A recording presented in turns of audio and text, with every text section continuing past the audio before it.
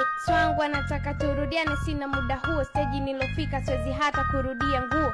Ana akili za kitoto, yani ye tofauti yake na watoto. Mimi ukirudi asemagi huo ndio tuliachana kwa baya, mixa chuki. La mambo nafanya right now ni kama school kid, simuongelea na niongelea this nigga stupid. Ana tabia za kidem, kilichobaki vishwe.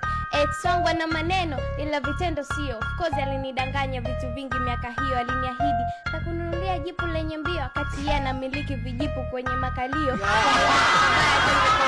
Uweza na vangu moja daily kama fando magereza. Kiona na kusifia ujue anabania fedha, ukiomba ya kusuka na kwambia ukinyoa unapendeza.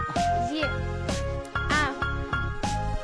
Sikia, nimetokea ukoo hauna hela, hata ukipata kesi faini $100,000 ama kifungo na pia jela. Hata umalize chuo kupata kazi kasheshe, una ndugu wa kukupa masimango sio kukupa connection.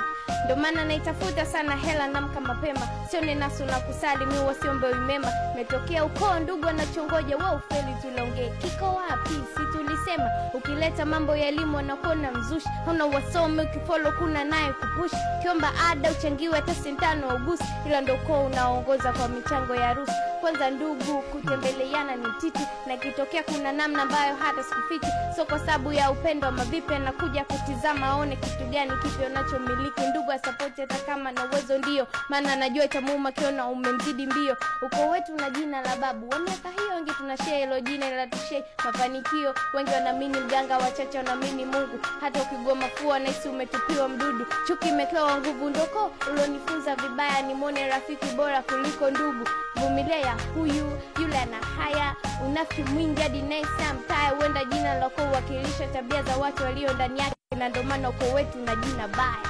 Ay, noma.